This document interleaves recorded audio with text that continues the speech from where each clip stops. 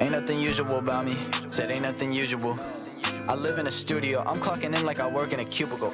Used to give a fuck, that was just the old phase. You and me were close, now you further than the old days. Sometimes I wonder why I'm headed towards a cold place. They like, let me fix you, I don't fuck with Coldplay. I swear, they only love me when I'm not there.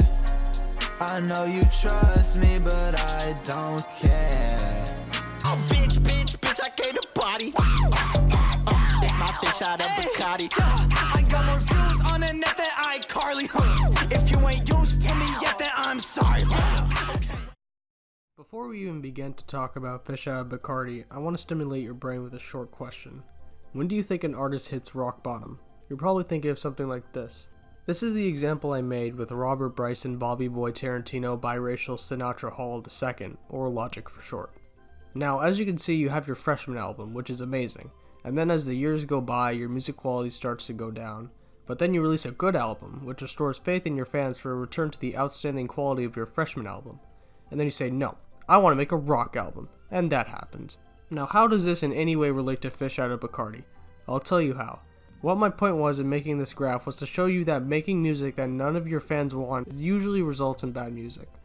So tell me, did anyone ask for this? Did anyone ask for a single with ego vert that barely breaks the 2-minute mark? Actually, there was one person. You wanna know what they did with it? They made a Fortnite montage that's almost as autistic as the music itself. It should be a sign when the only people who want your new single are the same people who will post uncut Fortnite clips and call it a montage. Now let's talk about the song itself.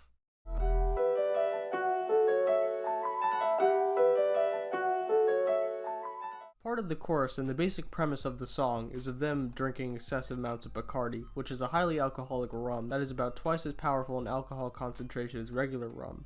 What's ironic about this is that both of them are under the legal drinking age.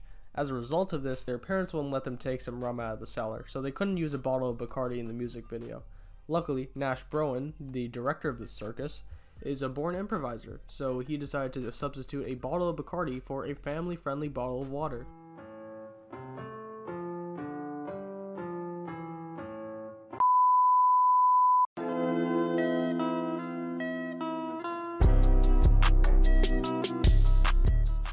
You probably won't believe me unless you saw the video, but a few weeks ago Quad made a Hot Ones parody in which he answered some questions about Fish Out of Bacardi before its release. One question that Quad was asked was about what Fish Out of Bacardi was meant to be, or rather how it would stand out in his discography.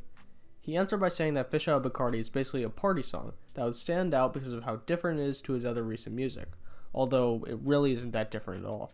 You could try to fact check me on that and I'd welcome it, but Quad actually already privated the video. Coincidence? Maybe. Okay, so now we know that Quad wanted it to be a party song. Let's look at some of the most popular party songs in the past few years. Uptown Funk, One Dance, Cheerleader, Can't Stop the Feeling, and Despacito. What do they all have in common? They all have a catchy beat, simple lyrics, likable artists, a memorable chorus, and an extremely strong replayability value. Let's see how Fish Out of Bacardi stacks up in these regards.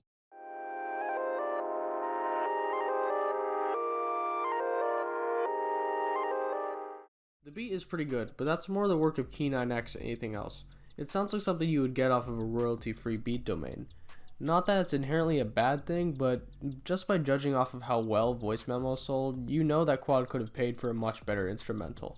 Now, I'm not one to jump to conclusions, but maybe he didn't really think it was going to be a great song to begin with, which is why he didn't think it was worth it to release a higher quality beat. That's beyond me though.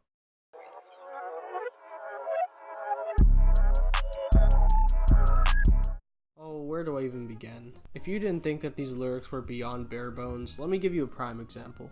In Quad's verse, the second line starts with, "My bitch mean business."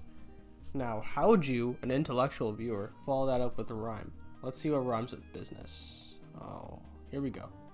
Christmas, physics, witness, minutes, illness, so many words to choose from. Guess which one Quad used? None of them. You know what he rhymed with business? Business C. This isn't just Quad either. Egovert also decides with his brain of brains to rhyme dough up with hoas. At this point they're just making up words. In the next line he says what you smoke and that's cannabis, which is actually pretty fire considering that they must have been high on something when writing these lyrics. The last thing I'd like to touch on is when Ego says in his verse he used to be the loser on the bleacher. I partially agree with that. Instead of the loser on the bleacher, you're now just the loser on the feature.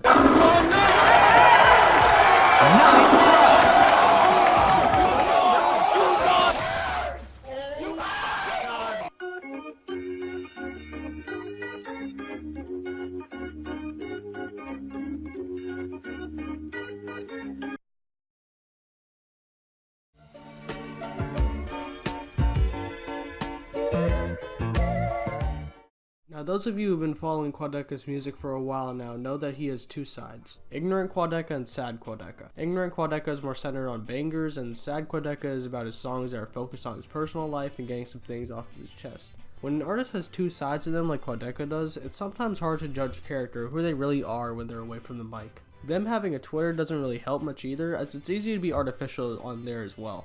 From what I've heard from people who've gone to his concerts, he's a pretty genuine guy and he cares a lot about his fans. He's gained a bit of a reputation for not releasing some music that he's heavily teased, but that's likely just because of his quality standard constantly rising, meaning that there's some music that he won't release now because it's not as good to him now as it was when he recorded it. Over the years, he's definitely gone through some character development. Notice that in his 2017 diss track on Rice Gum that the opening bar was dissing Rice of using a floaty in a pool, but now in 2019 he pushes others into the pool. This could be a metaphor to how he treats his own music. Instead of keeping it up with a floaty, he'd rather push it in the deep end. Regardless, he just wants to make the best music he can, which is something we can all respect. Egovert is a bit of a different character. In an interview he did with Virginia Hip Hop in 2017, he was asked what his real name is, and he replied, "Rather not say, that person died a long time ago. I'm just Ego now." Now, I don't know about you, but that sounds like some supervillain type shit to me. He also said that his first track was an EP with Kill, and that Kill was his best friend and musical partner. The same Kill who he just had a falling out with. I guess a lot changes in 2 years. The only really special thing about Egovert is his whiny voice that he uses in his music.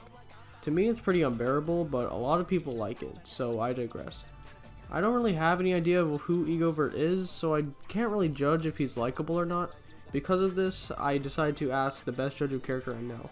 He's a dad with 7 very social kids, so he can tell the good from the glecks.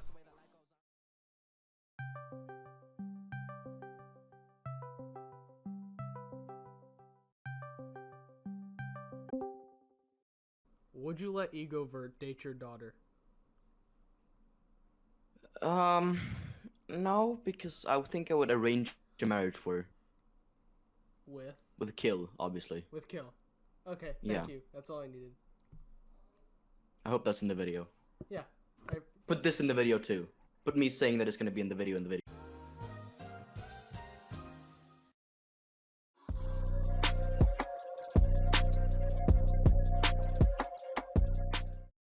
This somewhat ties into the lyrics section, but I'll go over it anyway. The first line is Egovert saying that he came to party. I'm sorry, but what kind of party includes 2 masked dudes playing chess? I already talked about the Bacardi line, so we arrive at Quadeca's part of the chorus. And it opens with an iCarly reference. Bet you didn't see that coming. Quad references iCarly to say that he has more views than her.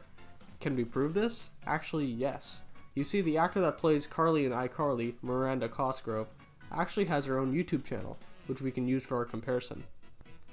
Ooh, that's pretty rough. I think it's fair to say that Quad has more views on the net than iCarly. Over 20 times the views. The last line of the chorus is actually just him apologizing in case anybody listening doesn't know him. How wholesome.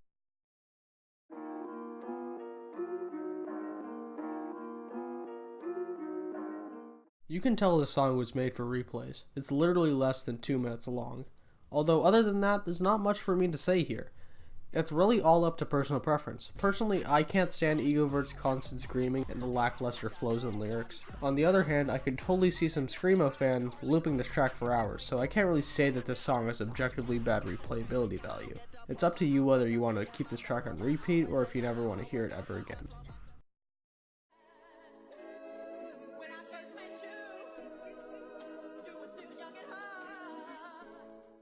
Overall, Outta Bacardi is a mediocre party song at its best. It has a fine beat, uninspired lyrics, and somewhat likable artists, a dry chorus, and an okay replayability value. I think we can all agree that both Quadeca and Egovert can make better music than this.